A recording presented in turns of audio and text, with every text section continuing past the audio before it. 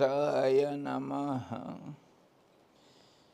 ॐ यतः सर्वाणि भूतानि प्रतिभान्ति स्थितानि च यत्रैव पशमं यान्ति तस्मै सत्यात्मने नमः। ज्ञाता ज्ञानं तथा ज्ञेयं द्रष्टा दर्शनदृश्यभू कर्ता हेतुः क्रिया यस्मात् तस्मै ज्ञात्यात्मने नमः। स्फुरन्ति सीकरा यस्मात् आनन्दस्याम्बरे वनौ सर्वेषां जीवनं तस्मै ब्रह्मानन्दात्मने नमः। ब्रह्मानन्दात्मने नमः। वेदोदधिं समुन्मथ्य ज्ञानरत्नं समुद्रितं येन तस्मै वसिष्ठाय गुरुणां गुरवे नमः। वशिष्ठ जी भगवान की जय। सद्गुरु भगवान की जय। सच्चिदानंद भगवान की जय। शब्द ब्रह्म की जय। सरस्वती महारानी की जय। योग वशिष्ठ जी भगवान की जय।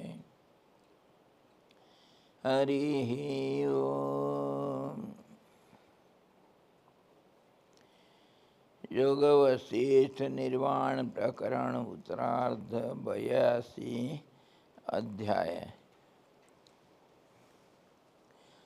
सबल ब्रह्म और शुद्ध ब्रह्म का विचार हम कर रहे हैं।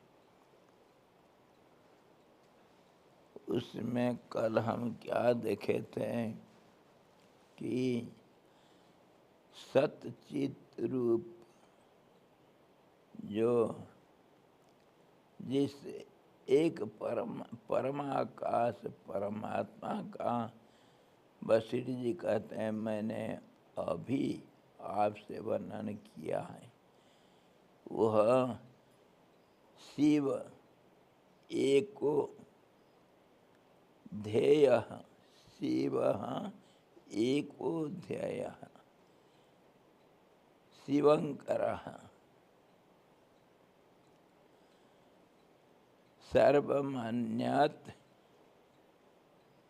परित्यज्य इत्यादि जो स्थिति में शिव नाम से कहा गया है वही सनातन शिव होता है, जिसका मैंने रुद्र मूर्ति के नाम से उपन्यास किया। उपन्यास कहानी बनाया। उपन्यास कहानी होता है कुछ सत्य के आधार पर कहानियाँ। तो वो क्या कहे,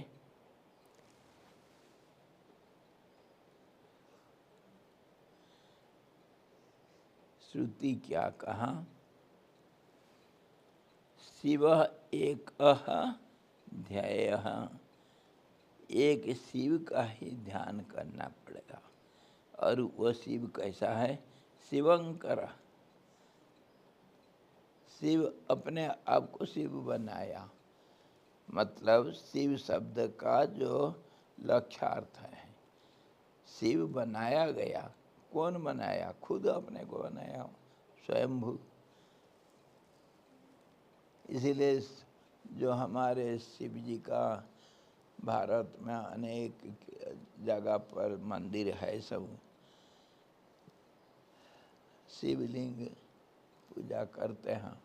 लिंग मतलब चिन्ह है, निशानी, और कोई है वो, लेकिन उसका प्रतिनिधि ये है। ये पत्थर नहीं है, पर पत्थर भी है। पत्थर कैसे है? पत्थर के अंदर जो व्याप्त है वो है, और पत्थर नहीं है। पत्थर नाम का जो चीज़ हम देखते हैं वो नहीं है, नाम नहीं है, पर पत्थर का अस्तित्व तो है। वो अस्तित्व ही शिव स्वरूप है, जिसको जो खुद अपने को शिव आकार दिया है। जैसे हम परमात्मा कहने से परमात्मा शब्द का अर्थ कुछ नहीं है, लेकिन लक्ष्यार्थ तो है। वो वही जिसके बारे में हम ब्रह्म कहते हैं, परमात्मा कहते हैं, उसी को लक्ष्य करके शिव भी कहा गया। शिव मतलब शांत, आक्षरी का अर्थ शांत है, तो शांति, परम शांति तो वहीं मिलता है। तो इसी प्रकार जो शिव नाम से जो हमको वेद वेदांत में बताया गया, जिसके ऊपर ध्यान करना है, वही है वो। शिव नाम से जो कहा गया है वो वही सनातन शिव होता है।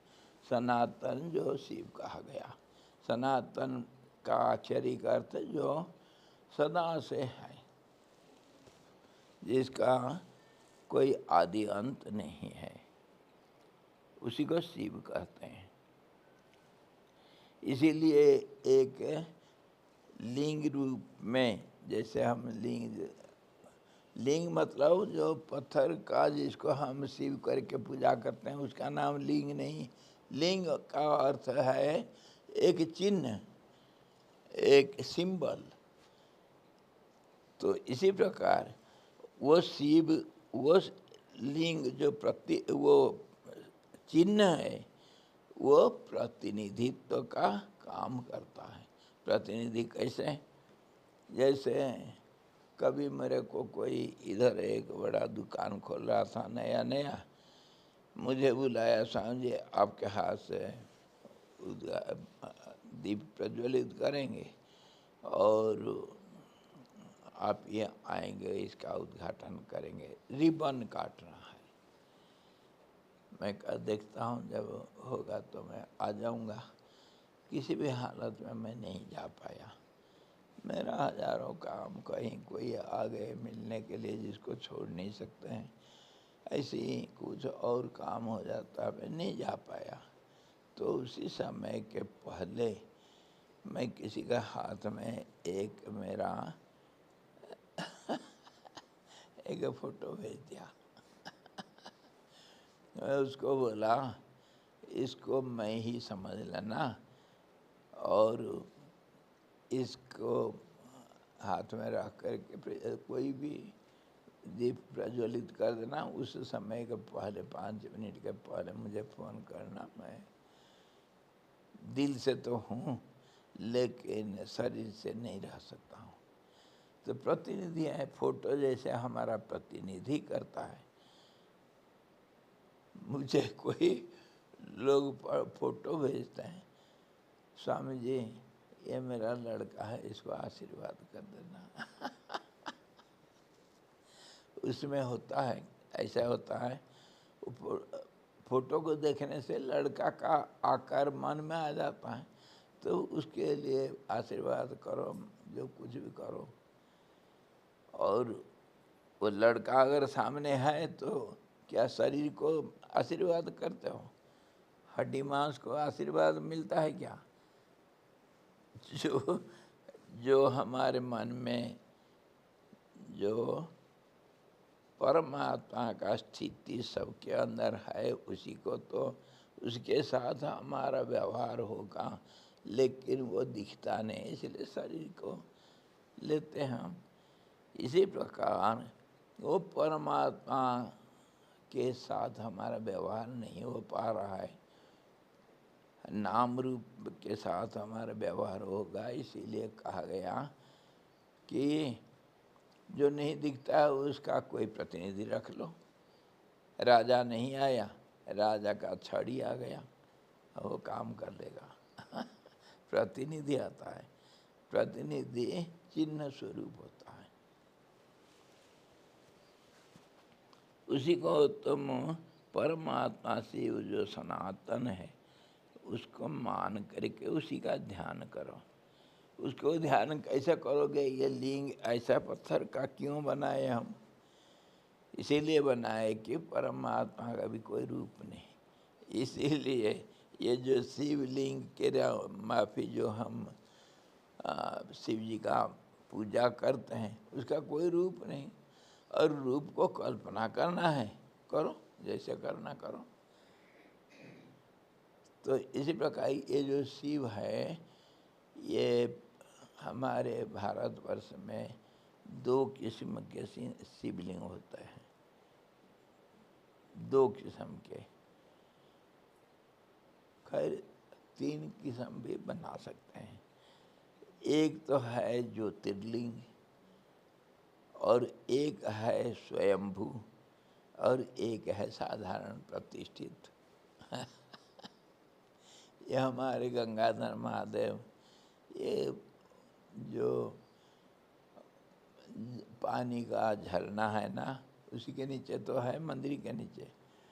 पहले वो झरना का जो कुंड था, वो कुंड के ऊपर कोई बहुत पहले से कोई महात्मा उसको स्थापना किया था, और वो कुंड में नीचे जो स्नान करते थे, कोई गंगा जी में स्नान करते थे, वहाँ आकर के शिव जी को जल चढ़ाते। तो फिर कभी हुआ इधर बाढ़ आया था, सब कुछ बह गया, मेरा कुटिया भी बह गया था 78 में, 1978 में। उस समय सब कुछ बह गया गंगा किनारे से, लेकिन वो शिवलिंग जैसे को तैसे वो रेत के अंदर दबा हुआ था, और वो झरना फूट करके निकला। तो सब साफ सफाई किए, शिवलिंग जैसे को तैसे। तभी मेरे मन में आया, भाई ये गंगाधर है, गंगा जी को धारण कर लिया, गंगा कुछ नहीं कर पाया। तो गंगाधर नाम रख करके फिर उधर मंदिर बना करके फिर प्रतिष्ठा किए, प्राण प्रतिष्ठा किए। पहले से कब से था ये, ऐसे ही बहुत जगह पर है शिव मिलेंगे सब। लेकिन दूसरे होते हैं स्वयंभू। स्वयंभू कैसे होते हैं? कहीं पर भी जमीन के नीचे, कहीं पहाड़ के ऊपर, कहीं गुफा के अंदर, कहीं होंगे, और फिर कोई शिव भक्त को स्वप्न में अथवा और किसी प्रकार में वो पता चलता है। हमारे कौन वो शिव जी बड़े प्रसिद्ध हैं,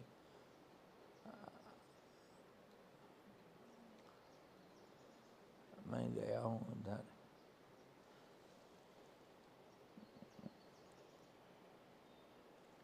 क्या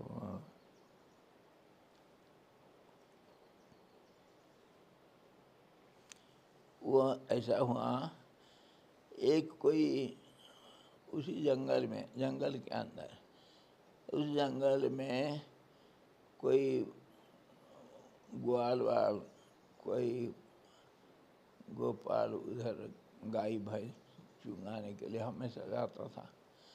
एक गाय जो दूध देने वाली, वो रोज चले जाती है, गोट से अलग चली जाएगी और बाद में आती है। तो उसका एक दिन उसको शंका हुआ लड़का को, कहाँ जाती है ये? देखने के लिए उसके पीछे पीछे गया, तो वो जा कर के वो एक शिवलिंग है, उसके ऊपर खड़ी हो जाती है, उसके थन से दूध निकलता रहता है। दूध से भगवान को स्नान करवाती वो। अपने आप हो जाता है, फिर आ जाती है। तो उसके बाद वहाँ का कोई खबर धीरे धीरे फैला और बात सबके सामने आ गया। तो फिर वहाँ का कोई राजा था, फिर वहाँ फिर बड़ा भारी मंदिर बनाया, बड़ा प्रसिद्ध है जी। क्या नाम हुआ वो? स्वयंभू। पहले कभी जंगल में थे, अरे नाम आ जाएगा। ऐसे स्वयंभू बहुत जगह पर है। नदी के किनारे, कहीं कहीं पहाड़ में, कहीं कहीं सब मिलते हैं।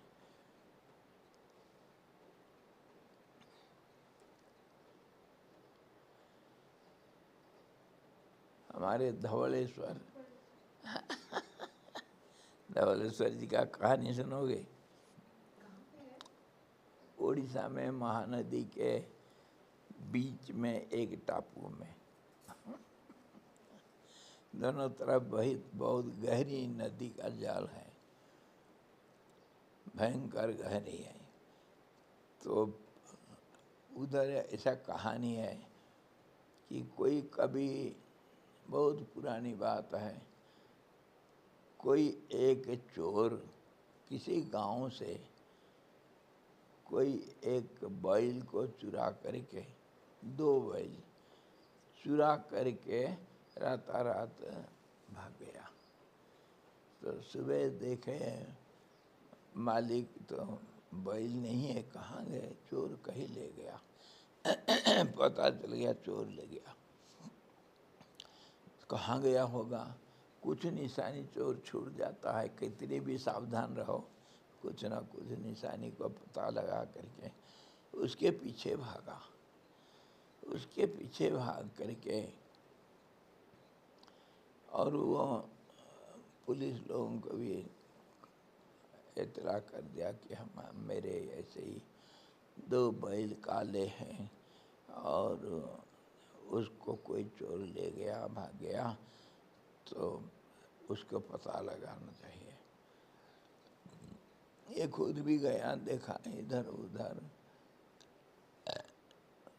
तो इसको ढूंढ रहे हैं करके चोर को पता चल गया मेरे पीछे पड़े हैं पुलिस लोग, तो क्या करूं?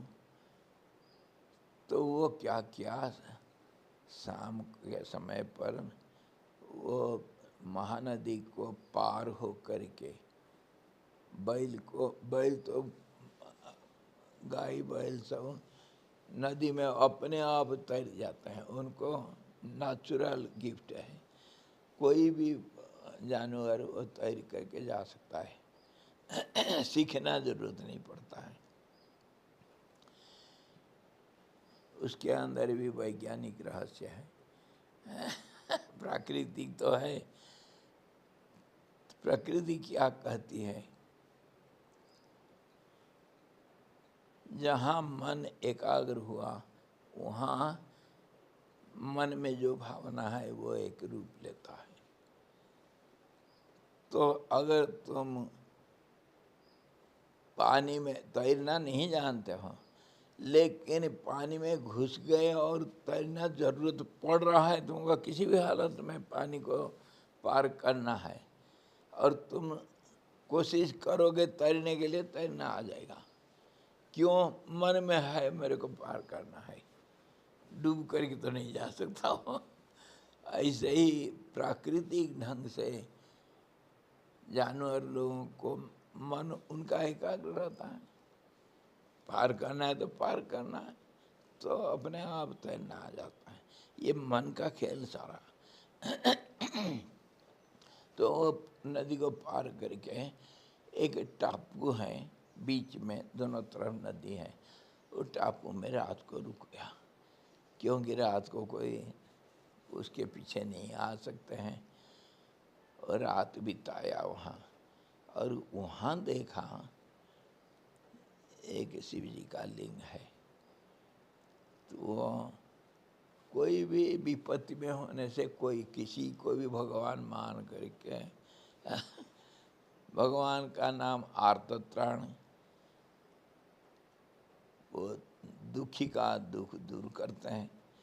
इसीलिए और जो सचमुच दुखी होगा, दिल से प्रार्थना करने से भगवान सुनते हैं। भगवान दिल में है, सुनेंगे कैसे नहीं। तो वो शिव जी को पकड़ करके बड़ा दिल से बड़ी दुखी होकर बड़े घबरा करके, हे भगवान तुम ही हो, तुम जानते हो मैं चोर हूँ, मजबूरी से चोरी करता हूँ, तुम तो जानते हो, लेकिन मुझे बचाना भी तो तुम्हारा काम है। किसी भी हालत में मुझे बचा लो, नहीं तो मेरा बैल तो जाएंगे, मेरा प्राण भी चले जाएगा। भगवान मुझे बचा लो। और बात सही हो गया। सुबह उठ करके देखता है और जो काला बैल थे सफ़ेद हो गए। दोनों काले थे और सफ़ेद हो चुके हैं। उसके मन में आ गया दृढ़ता कि मुझे कोई नहीं पकड़ सकता है। अभी जब काले बैल सफ़ेद हो गए तो फिर क्या रखा है, ये उसका बैल करके क्या प्रमाण।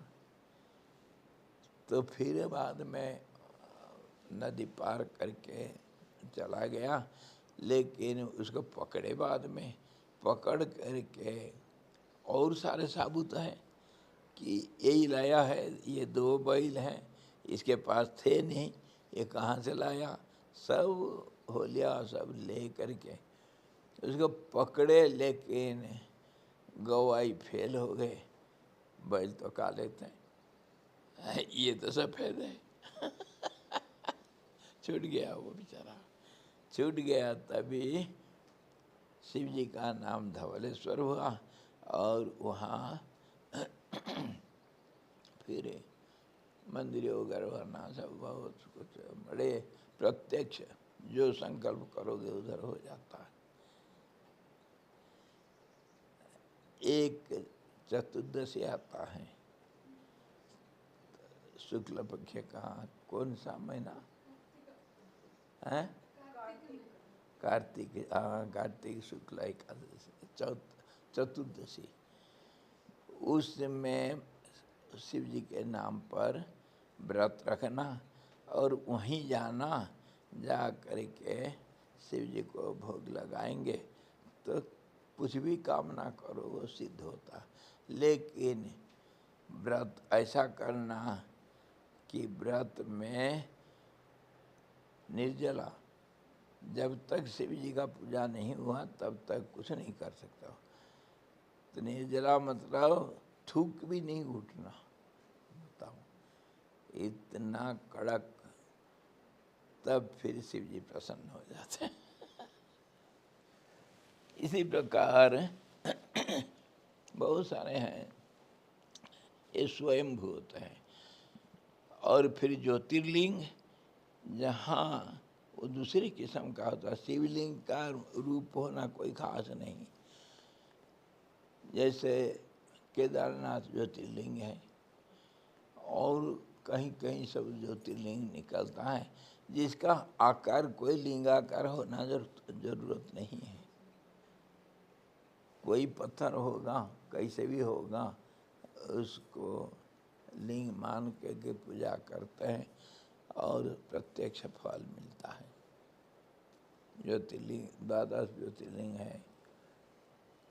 इसी प्रकार शिव जी परमात्मा का प्रतिनिधि समझे, उसी को वशिष्ठ जी इतने सुंदर ढंग से महारुद्र, वो जो सत्य है, वो जो नहीं दिखता है खाली आँख को, तो वो तो परम शांति भी होगा, परम भयंकर भी होगा।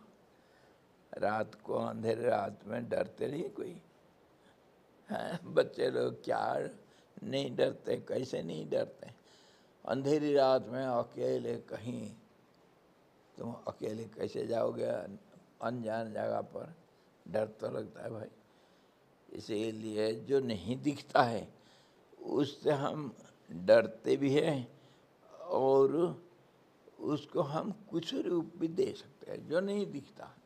इसीलिए परम शिव परम शांत होता हुआ भी परम भयंकर भी है। और भयंकर क्यों है भगवान का रूप? क्योंकि उसी के डर से वो है। जैसे सरकार है, इसके डर से सारा नियम कानून हमारे सरकार का सबको पालन करना पड़ता है। सरकार को कोई देखा नहीं? देखा? आप नहीं देखे? देखे हैं ना? नहीं देखे? पुलिस सरकार नहीं, सरकार का प्रतिनिधि।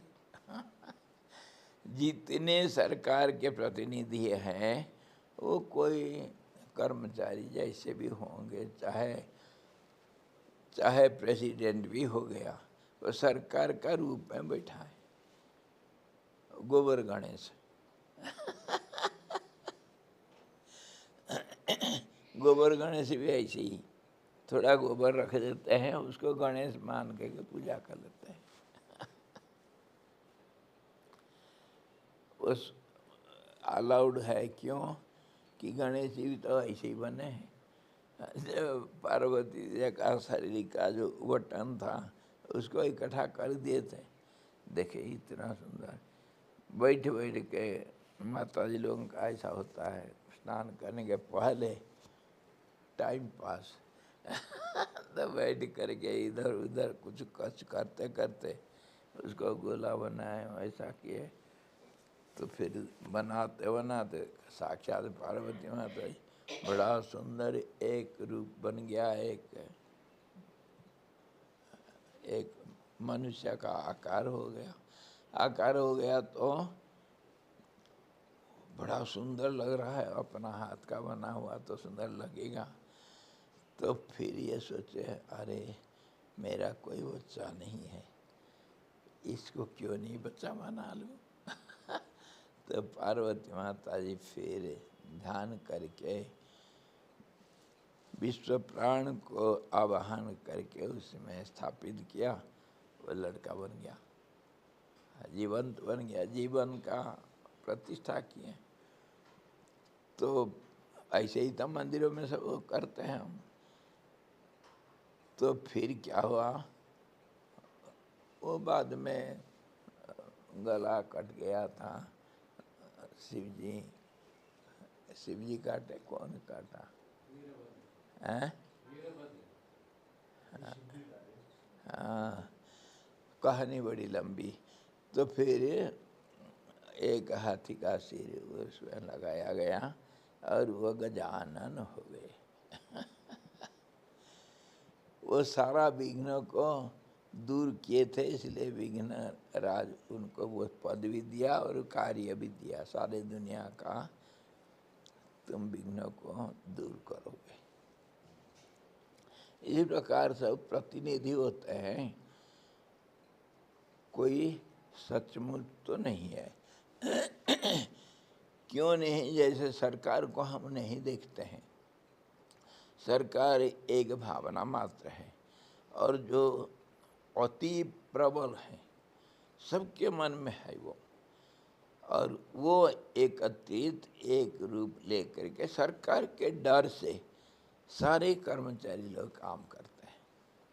तो ऐसे ही परमात्मा के डर से आकाश सारा संसार को धारण करता है, वायु बहता है, अग्नि उताप देता है, प्रकाश देता है, जल अपना कार्य करता है, धरती अपना कार्य करता है।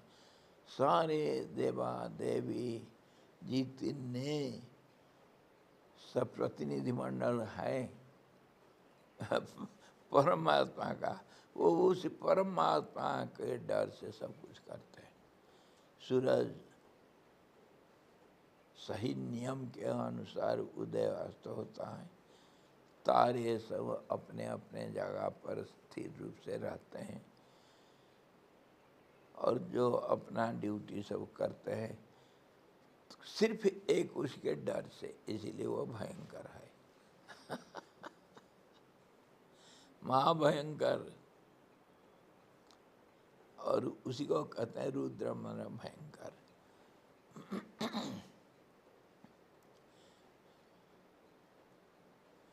रुद्र का और भी अर्थ है, जो रोता है वो रुद्र है। ऐसे तो सब रुद्र रूप है, पैदा होते ही वहाँ करेंगे।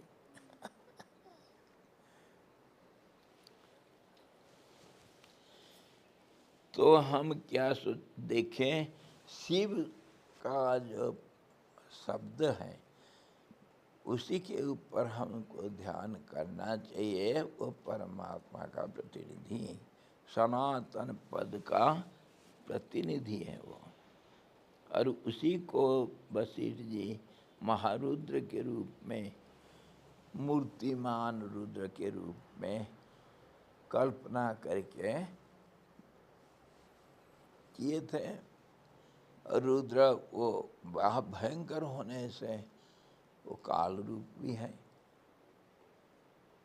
जो हम काल को डरते हैं। क्यों?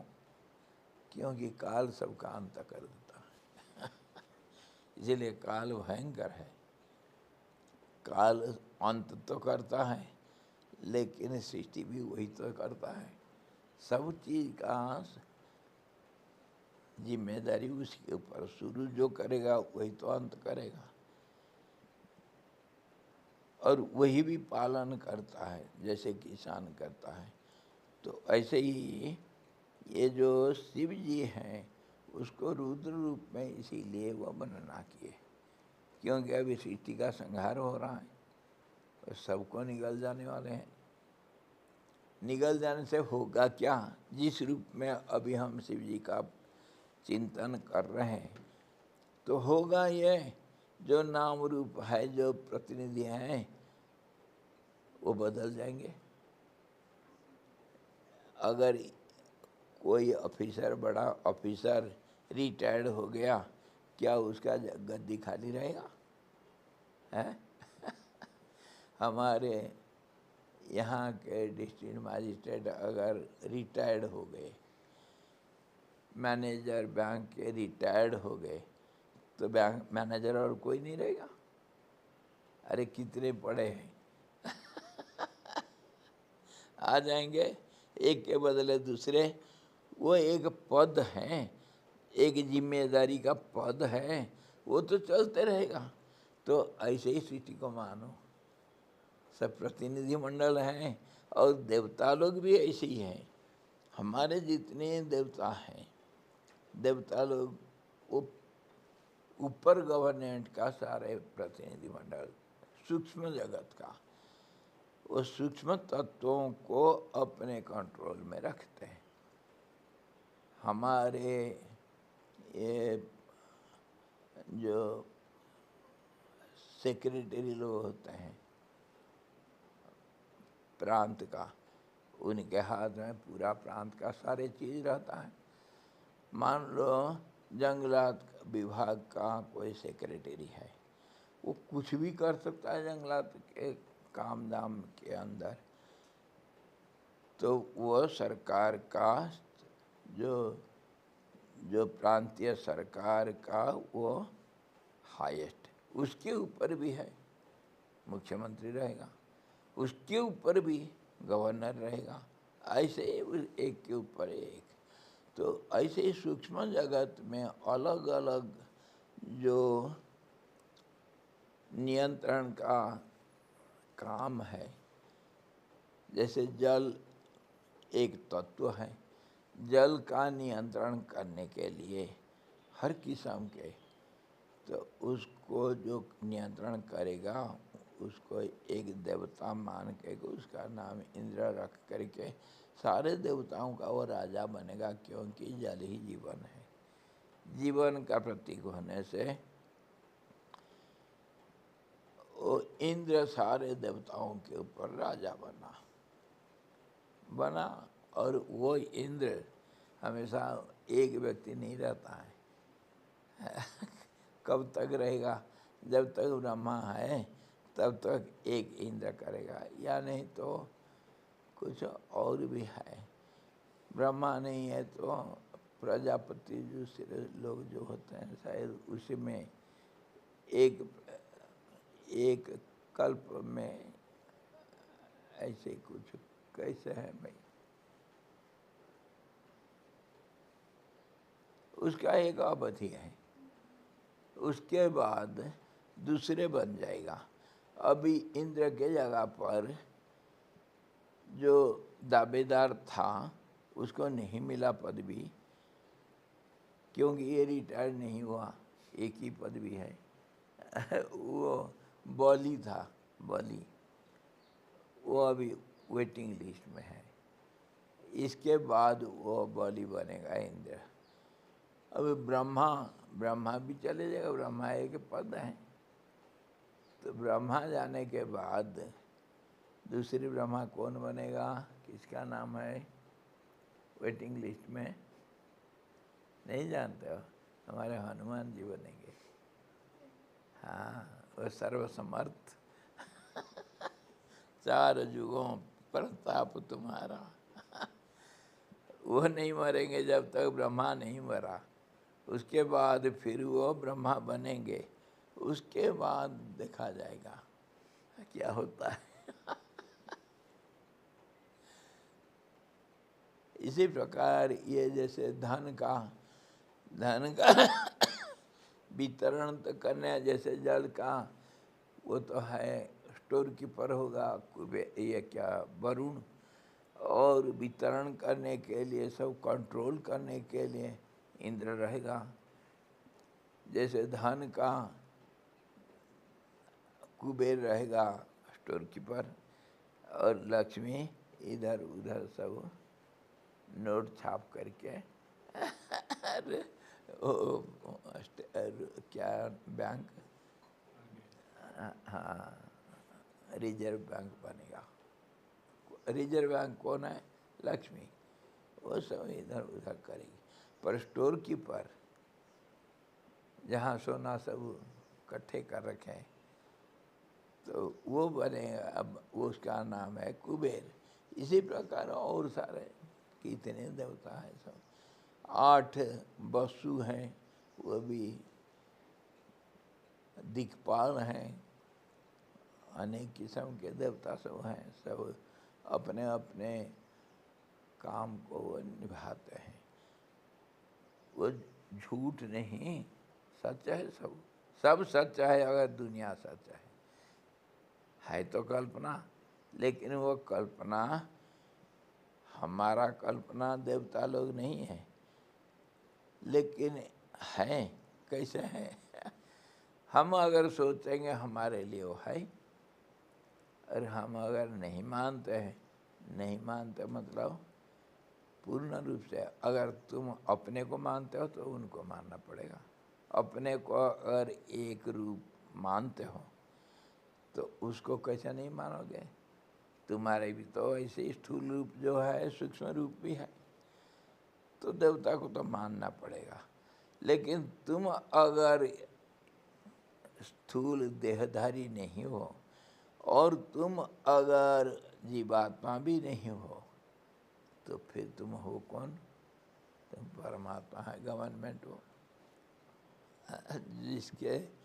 जिसके नाम गवर्नमेंट है। इसी प्रकार ये शिव स्वरूप है, और ध्यान करना है। जैसे जिसको आया रे बाबा हाथ उठा कर नाचो रे बाबा, कोई रूपधारी को पूजा करो, कोई भूत प्रेतों को पूजा करो, वो उनके अंदर भी कुछ ना कुछ है, सब शक्ति है। और कोई ये कुछ शक्ति वाला देवता लोगों का भी आराधना करो, वो उतना ही देंगे। हम फॉरेस्ट डिपार्टमेंट का जो डिस्ट्रिक्ट ऑफिसर को जाएंगे, अगर मिलेंगे तो जिला के अंदर जो जंगलात के अंदर जो काम है उसको कर सकता है, वो उतना ही करेगा, दूसरे जिला का काम नहीं कर सकता है। और वो ये जो धन का लेन देन के ऊपर उसका कोई हक नहीं।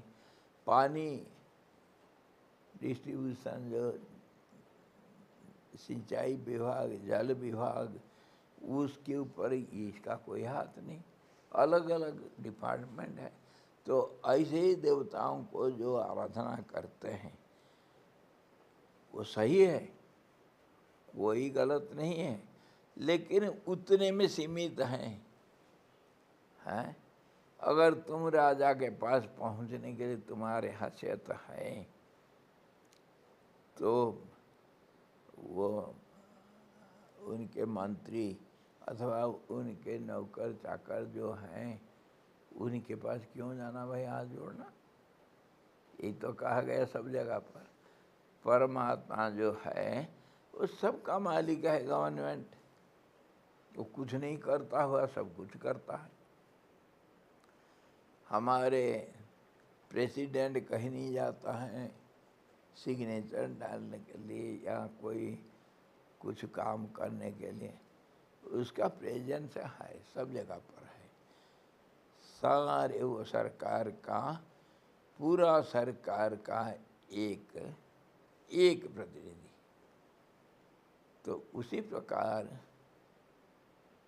ये परमात्मा भी और अनेक रूप में देव, गंधर्व, नाव, किन्नर इत्यादि, राक्षस, यक्ष इत्यादि इत्यादि कितने प्रकार के हैं सब। और इतना भी कहा गया, पहले जो राजा लोग होते थे वो भगवान के अंश से पैदा होता है, शक्तिशाली। जिसके अंदर कोई शक्ति दिखाई दिया वो परमात्मा का प्रतीक माना जाएगा। वो सर्वशक्तिमान। ये हैं कुछ शक्तिमान। राजा अपने देश में पूजा पाता है। विद्वान जिसके पास विद्या है वो सब कहीं पूजा करता है, ये सब पूजा मिलता है उसका।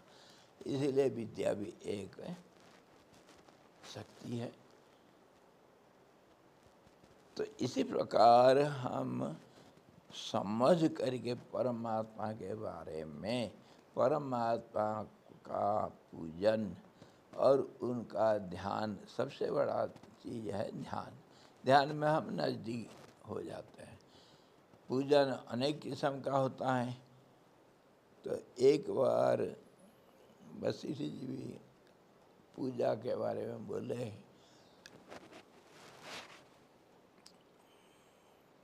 वो कभी गंगा जी के किनारे बहुत समय के लिए एकांत में बैठ गए थे। बैठ गए तो क्या करना है, ध्यान कर रहे थे। किनका? भगवान शिव जी का। तो बहुत समय के बाद कभी अचानक जो कैलाशपति शिव जी, शंकर भगवान रूप लेकर के उनके सामने प्रकट हो गए। तो वशिष्ठ जी ध्यान टूट गया। जब आंख खोल करके देखते हैं भगवान शिव, चरण वंदना किए। भगवान बहुत बहुत मैं उपकृत हूँ, आप दर्शन दिए, मेरा ध्यान सफल हो गया भगवान। तो शिव जी बोलते हैं, शिव तो आशुतोष बोलते हैं, वशिष्ठ तुम्हारे पूजा में मैं बहुत संतुष्ट हूँ। तुम मेरा बहुत सुंदर पूजा किया। तुम मेरा अच्छा ठीक ध्यान किया, जिससे मैं खुश हो गया। मैं आए बिना रह नहीं पाया अपने पास जगह पर। इसीलिए बोलो, मैं तुम्हारे ऊपर बहुत प्रसन्न हूँ। जो कुछ मांग सकते हो मांगो, क्या चाहिए तुमको। वशिष्ठ जी जो ज्ञानियों का शिरोमणि, उनको क्या चाहिए? तो वो सोचे क्या मांगूं शिव जी का। हे भगवान, एक बार मुझे दो। हाँ, क्या चाहिए? भगवान आपका पूजा कैसे करना चाहिए जो आपको सबसे प्यारा होगा, आप खुश हो जाते हैं। कैसा पूजा करना चाहिए खुद किए हैं, लेकिन एक मन संतुष्टि के लिए रिपीट करते हैं हम, और दूसरों के लिए भी। तो भगवान शिव बड़े खुश हो करके पूरा पूजा पद्धति वशिष्ठ जी को समझाए। पहले द्रव्य पूजा, द्रव्य पूजा में कितने किस्म है, पंचोपचार, षोडशोपचार और अनेक किस्म के चीज़ों से हम जो पूजा करते हैं उसका सब वर्णना किए, और ये सब मुझे पसंद है। अच्छा, ये द्रव्य नहीं मिला तो मानस पूजा कर सकते हैं। मानस पूजा मन में द्रव्यों को सोच करके, मन ही मन, और पंचोपचार मन में तो 5 भूतों का पूजा में लगा सकते हैं।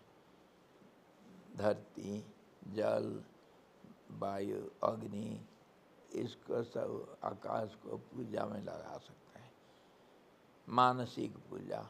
और इसको नहीं है तो इसका बीज मंत्र को पूजा में लगा सकते हैं। कितनी किस्म का पूजा है, हजारों किस्म के पूजा है, उसका कोई अंत नहीं। जिसको जैसा आया वैसे पूजा किया। अरे ये देवी उपासक लोग क्या करते हैं मालूम, अंधेरे अंधेरे उठ करके भगवती को, जब नवरात्रि का पूजा वगैरह होता है, बोतल रख देते हैं और उसको आपस में वो पुजारी लोग बांट के लेते हैं। ये क्या चीज़ है? ये भगवती का बाल भोग प्रसाद सबको नहीं मिलेगा। अगर पीना है तो भगवान को अर्पण करोगे, पियो तो वह पवित्र माना जाता है। जैसे जिसका भावना है ऐसे ही भगवान को पूजा किया जाता है। तो कितनी किस्म के पूजा है, उसमें फिर भगवान सारे वर्णना करते करते कहते हैं, वशिष्ठ ये सारे किस्म के पूजा मैं ग्रहण करता हूँ, लेकिन मुझे सबसे उत्तम पूजा वो बहुत पसंद है जो ध्यान है। मेरा जो ध्यान करता है उससे मैं अलग नहीं रहता हूँ, उसके अंदर मैं बैठ जाता हूँ, और वो पूजा मुझे सबसे प्यारा है। ध्यान ही सबसे बड़ा पूजा है, जिसमें जिस रूप को ध्यान किया वही रूप का ये पूजा है। राम का ध्यान करने से राम जी का पूजा हो गया, और कोई कुछ नहीं करना पड़ेगा। लेकिन मन है कि मानता नहीं, मन में ध्यान नहीं लगता है, इसीलिए द्रव्यों का आड़ से मन को लगाना पड़ता है। फूलों में सबको रुचि है, अलग अलग जिसको जो फूल पसंद है फूलों को लाओ, सुगंधित रंग रंगीले फूल ला कर भगवान को चढ़ाओगे, तुमको फूल पसंद है, सुगंध पसंद है, इसीलिए मनुष्य रहेगा, हे भगवान स्वीकार करो। इसीलिए द्रव्य पूजा करते हैं। सबका लक्ष्य एक है, पूजा करो, पाठ करो, ध्यान करो, तपस्या करो, जो कुछ करना, वेद अध्ययन करो, अध्यापन करो, कुछ भी करो, सबका एक ही लक्ष्य है। क्या लक्ष्य है? मन को एकाग्र करना। मन एकाग्र हुआ तो सर्वार्थ साधक, जो कुछ तुमको चाहिए वो सब कुछ मिल जाएगा। कोई तपस्या करते हैं रिद्धि सिद्धि के लिए, वो भी मिल जाता है, और जैसे धन संपत्ति के लिए कोई कोशिश करता है तो धन संपत्ति भी मिलता है। लेकिन धन संपत्ति तो ऐसे ही होता है, सारा रिद्धि सीधी सब कुछ ऐसा ही है। संपत्ति को खर्चा करने से जैसे ख़त्म हो जाता है, तो ये सारे तुम्हारे सब खत्म हो जाता है। लेकिन ध्यान क्या हुआ, जो प्राप्ति मिलती है वो नहीं खत्म होता, वो नहीं होता है खत्म। इसलिए वो सर्वोत्तम पूजा माना गया। तो ये प्रसंग बस हम विचार करें कि शिव जी का पूजा कैसे करते हैं, शिव जी का ध्यान कैसा करना चाहिए। निराकार का ध्यान करो और आकार का भी ध्यान करोगे तो करो, मना नहीं। क्योंकि निराकार में सबका मन लगना आसान नहीं। इसीलिए शिव जी का एक रूप नहीं, अनंत रूप है। जैसे रूप तुमको पसंद है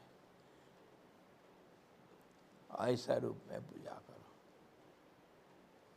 रावण कैसा पूजा किया था, वो खुद राक्षस था इसलिए अपने सिर काट काट के बलि चढ़ाया तो शिव जी खुश हो गए वो भी खुश हो जाते हैं उससे भी। देवी भगवती को, काली को खून चाहिए, खून चाहिए, सच थोड़ी हम ही मानते हैं इसीलिए उसको चाहिए। जो तुम सोचोगे वो ऐसे ही तुम्हारा देवा देवी सब ऐसे ही होंगे। तुम तामसी को हो तो तुम तो तामसी, वो महाकाली जो खून पीता है, मुंड मार ले रखा है और क्या क्या नहीं करती है सब, वो तुम्हारे देवी हो जाएगी। और वो ऐसे भी शक्ति देगी तुमको, तुमको जैसे चाहिए, जैसे चाहिए मतलब उसके शक्ति के अनुसार। वो तो तामसी शक्ति होगी, सात्विक शक्ति नहीं दे सकती वो अपने अपने सब का सीमा है। एक बार हमारे देवा देवियों के बारे में ध्यान जो करते हैं हम, पूजा करते हैं, उसके बारे में ये समझ रहना चाहिए सबको। गायत्री माता कैसे, आप लोगों को क्या पता है? गायत्री माँ जो है ये सृष्टि कर्त्री है। गायत्री, सावित्री, संध्या, ये सब जो ब्रह्मा के शक्ति रूपी है। सब सृष्टि का अलग अलग रूप, सृष्टि सर्जन करने का अलग अलग रूप। तो ऐसा जो गायत्री माता है वो कितने को दर्शन दी है, कितने सिद्धि मिला है सब भक्त लोगों को। हमारे जो सुरेश्वराचार्य हैं वो भी संन्यास लेने के पहले गायत्री माता जी का वो पहले कौन सा वो राज्य था जिसमें मंत्री थे, साउथ में बड़ा मशहूर हुआ है राज्य, बहुत समय तक चला।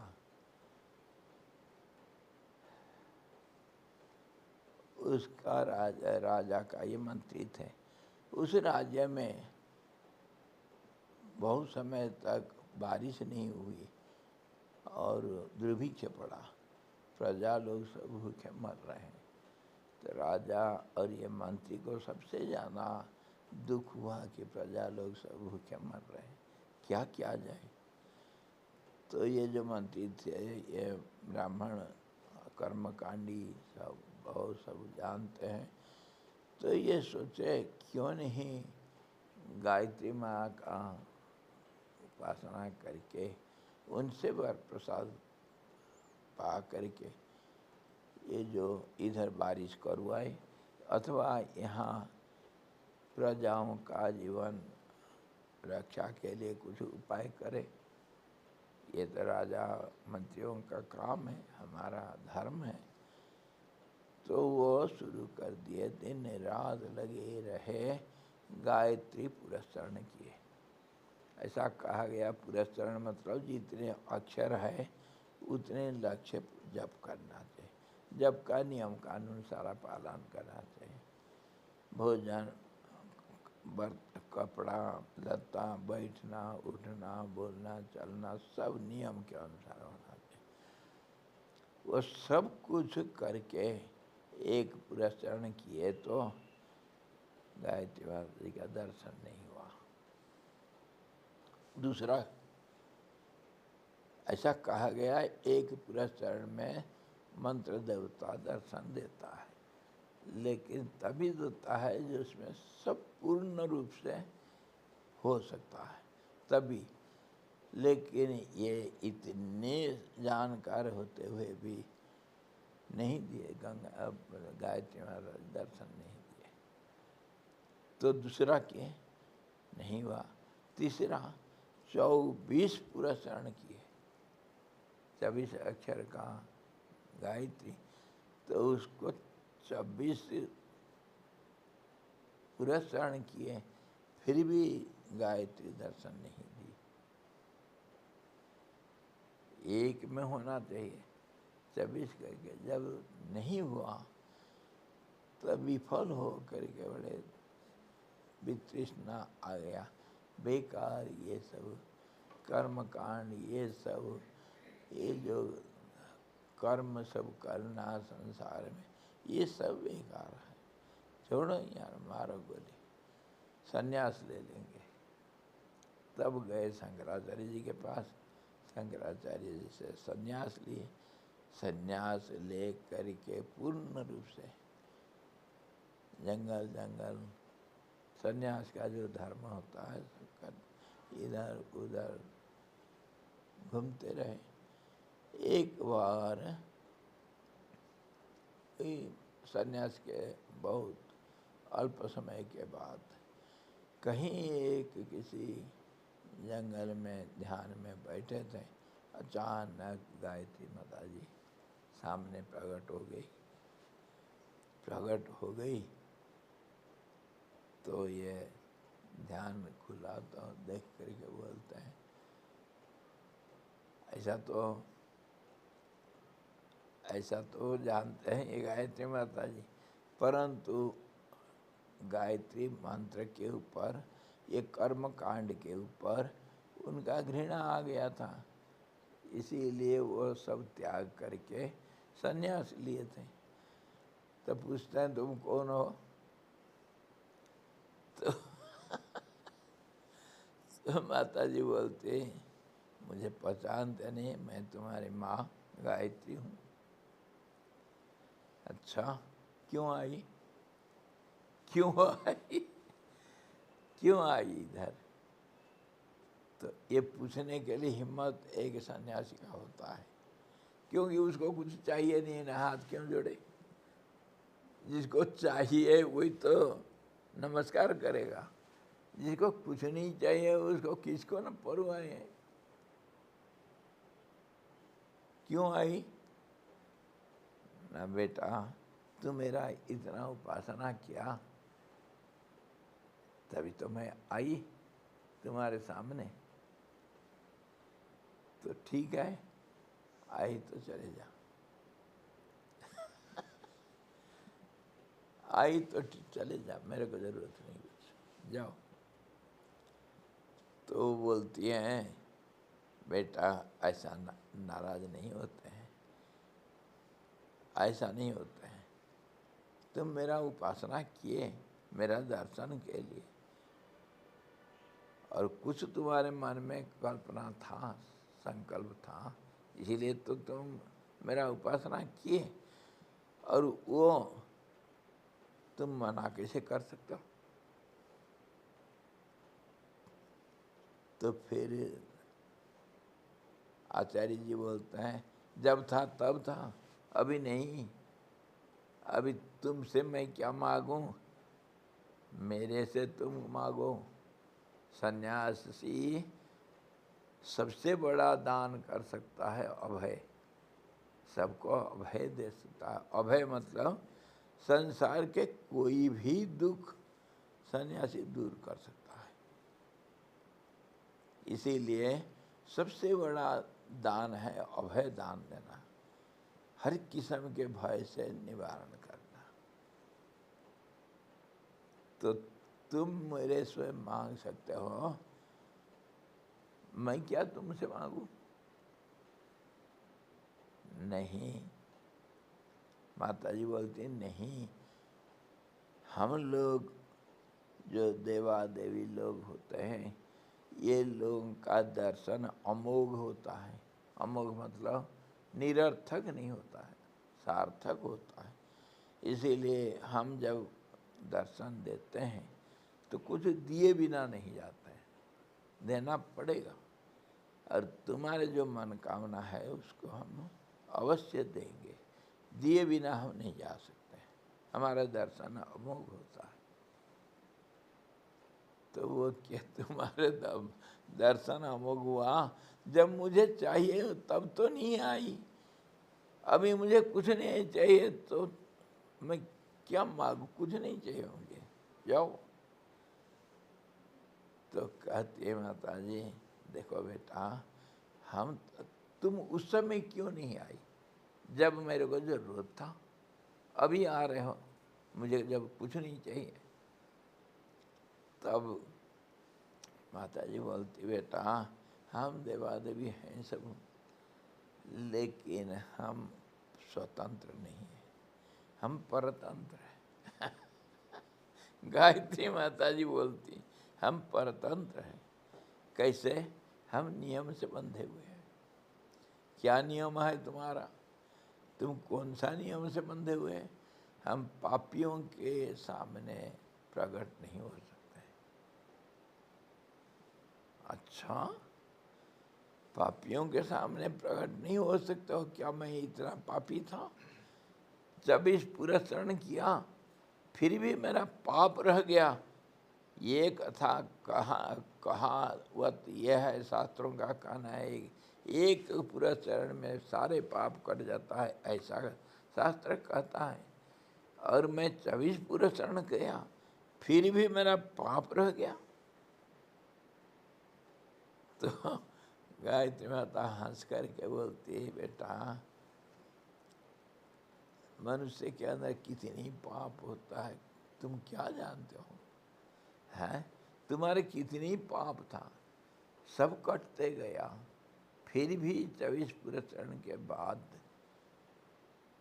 कुछ पाप रह गया था, जिसके कारण मैं तुम्हारे सामने नहीं आ पाया।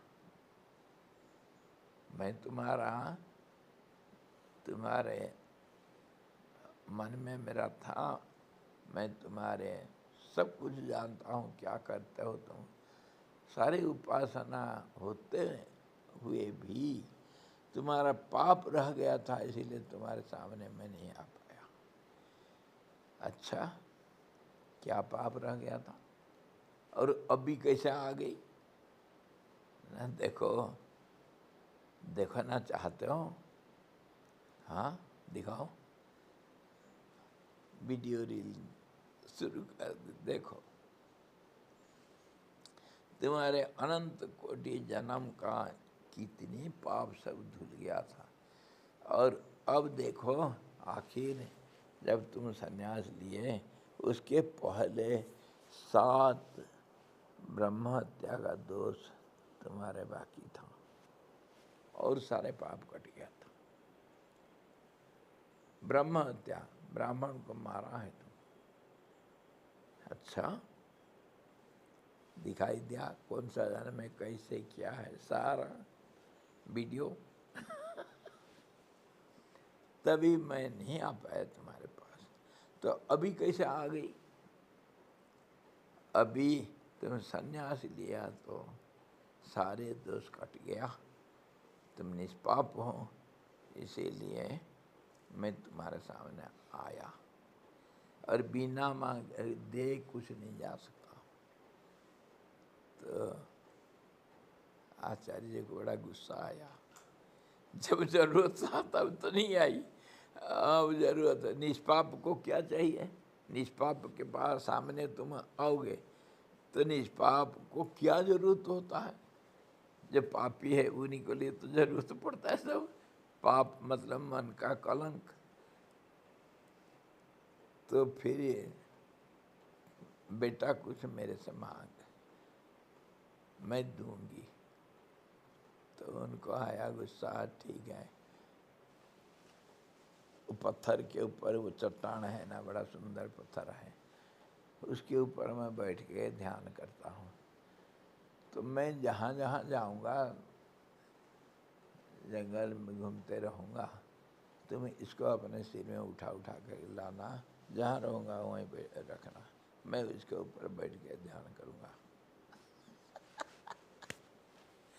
ये घटना सही, ये ऐसा मनगढ़ंत कहानी नहीं। हाँ जी।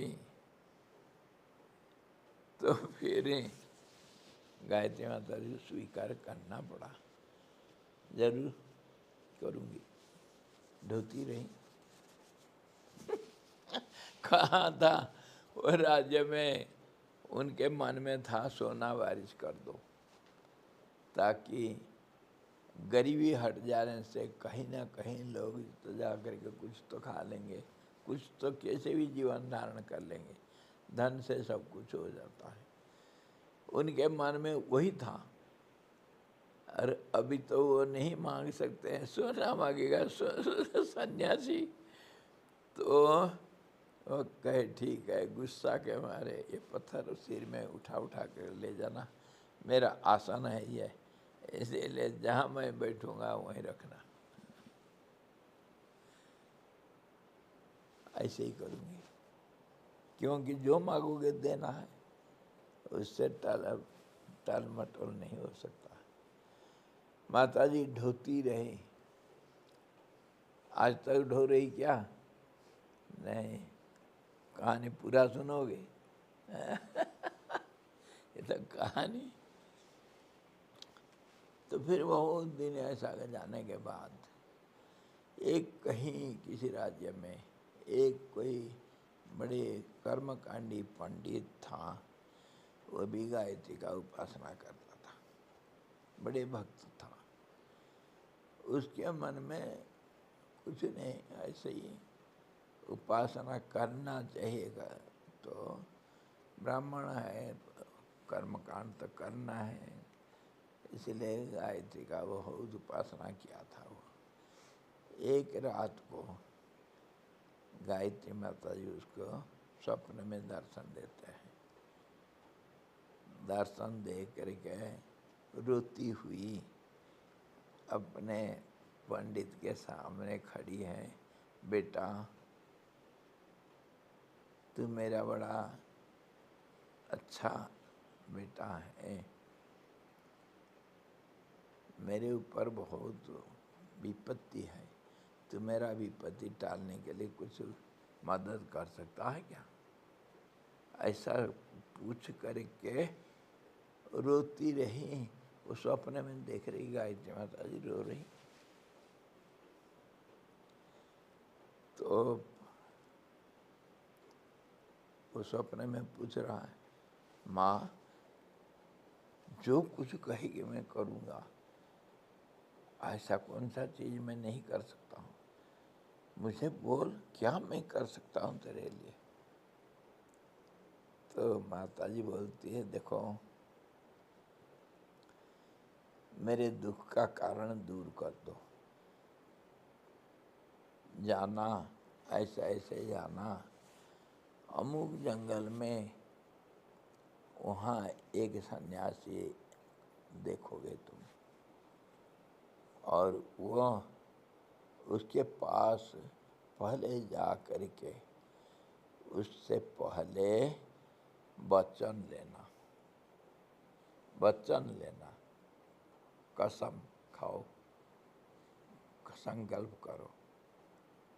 वो जब संकल्प करेगा तब तुम बोलना अपना दुख, क्या दुख है तुम्हारा, मैं इसीलिए रो रहा हूँ, मेरे को वो हर रोज पत्थर डुलाता है। तो तुम पहले देखो मेरा दुख, और पंडित भी रो रहा है, देख करके माँ का रोना, तब फिर मेरा दुख दूर करने के लिए पहले उसके पास अपना दुख प्रकट करके पहले वचन लेना, संकल्प करवाना, तब वो हाँ करेगा, तभी बोलना मेरे माँ से पत्थर ढुलाना बंद कर दो। तब मेरा ये अभिशाप जाएगा। तब फिर ऐसा कह के भगवती गायब हो गई। तो ये उठ गया पंडित, उठ के क्या ऐसा लग रहा है बिल्कुल जैसे सच देखूं, अगर सच होगा जैसे स्वप्न में बोली थी माँ, ऐसा तो देखो उस जंगल में कोई सन्यासी मिलेगा क्या। गया तो हाँ बैठे बैठे हैं महात्मा जी, वो पत्थर के ऊपर बैठे हैं। तो ये जा करके सिर फोड़ के रोने लगा, सच दे देखा, अरे मेरे माँ को पत्थर ढुलाता ही है। तो सिर फोड़ के रोया जब, तब आचार्य जी बोले, बोलो बेटा क्या तुमको, तुम्हारा क्या दुख है, क्यों रो रहे हो। ना दुख का तो बहुत कारण है, आप दूर कर सकेंगे दुख तभी तो बोलूँगा, नहीं तो बोल करके क्या फायदा। आप पहले बोलो मेरा दुख दूर करोगे क्या। ना जरूर, क्यों नहीं करूँगा, तुम मेरे पास आए हो तो मैं तुम्हारा दुख दूर करूँगा, बिल्कुल वचन देता हूँ मैं तेरा दुख दूर करूँगा।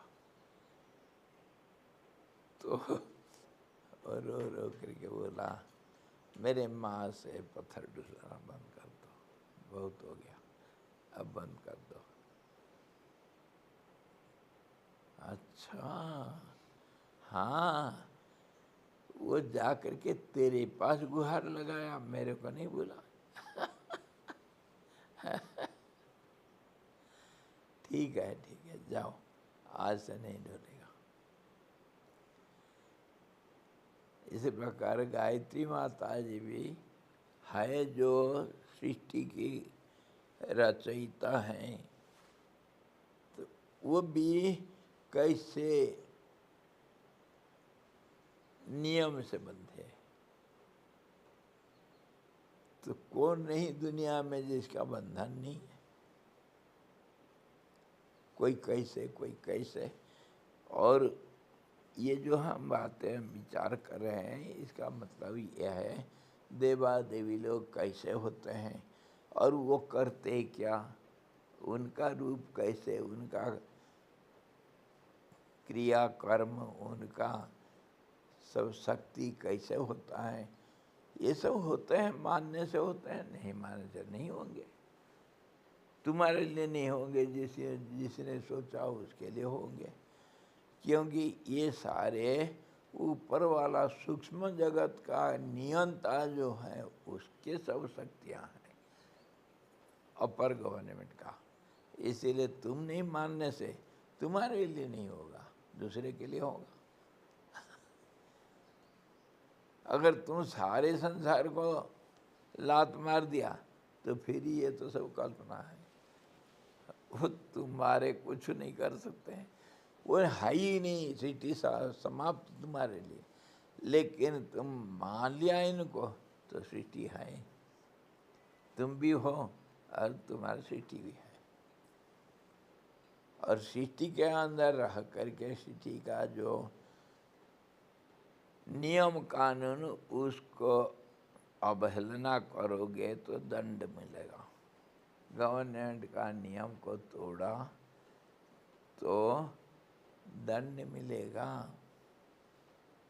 तो आज तो गप्पा में गया, चलो ये नियम को कैसा पालन करेंगे, क्या सारा नियम सबको मालूम होता है। चलो वकीलों के पास है, वकील लोग कहते हैं हर व्यक्ति जो पैदा भी हुआ उसको जो बोलना और बोलना सुनना समझना जिसको आ गया, नाबालिग भी हो कोई बात नहीं, लेकिन जो बोल सकता है, कुछ कर्म कर सकता है, चलता फिरता कोई बच्चा भी अगर कानून विरुद्ध कोई काम करता है तो उसको भी दंड मिलता है। तो वो क्या जाने भाई तुम्हारे संविधान क्या है कैसा है, वो तो अनजान है, वो तो कुछ भी करेगा। अगर किसी बच्चा दूसरे किसी बच्चे को चाकू से मार डाला तो उसको दंड नहीं मिलेगा? मिलेगा मिलेगा। कोई जा कर के देखे कैसा आग लगता है, जा कर के किसी के घर में आग लगा दिया, मैसेज लगा दिया, आग लग गया। अगर ये बात पता चल गया ये बच्चा आग लगाया तो उसको दंड नहीं मिलेगा? आग लग गया तो क्या नहीं हो सकता है नुकसान। लेकिन वो बच्चा है, नाबालिग है, जानता नहीं, तो उसको तुम कैसे मानते हो कि उसको सब मालूम होना चाहिए? है कैसे मानते हो?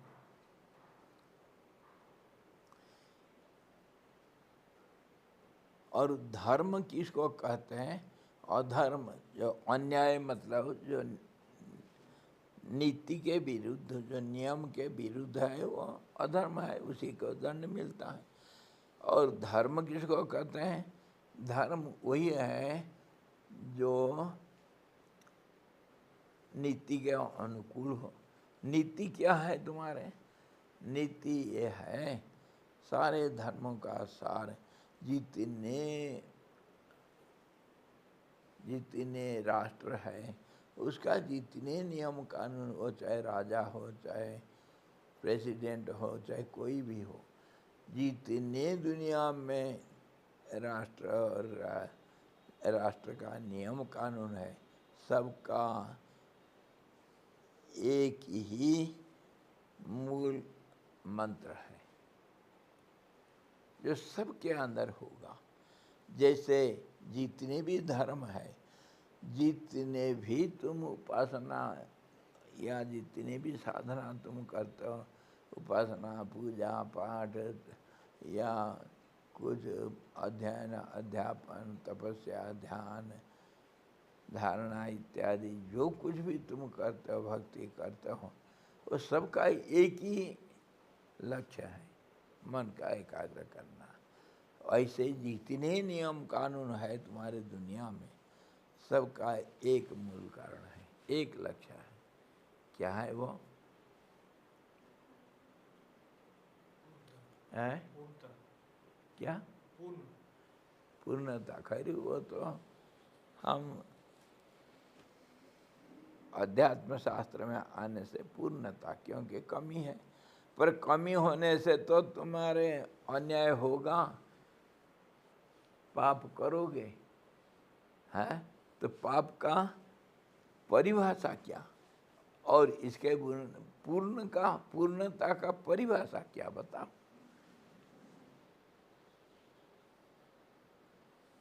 परिभाषा इस प्रकार कहा गया, कभी धर्मराज युधिष्ठिर को यक्ष सब बहुत किस्म से प्रश्न किया था, और उसके प्रश्न में यही सब था, बड़े गुह्य रहस्य। और उसको युधिष्ठिर धर्म का अवतार होने से सारे उत्तर दिए थे। वो बोले थे धर्मस्य तत्वम निहितम गुहायाम। धर्म का जो सार वो तो गुफा में छिपा हुआ है, रखा हुआ है। कौन सा गुफा? हृदय गुफा में, सबके दिल में वो है। तो यही है, सब जानते हैं, सब अंदर से ही आवाज आता है। क्या आता है? धर्म का परिभाषा फिर क्या है? किसी को दुख नहीं देना है, किसी को किसी भी हालत में दुख नहीं देना।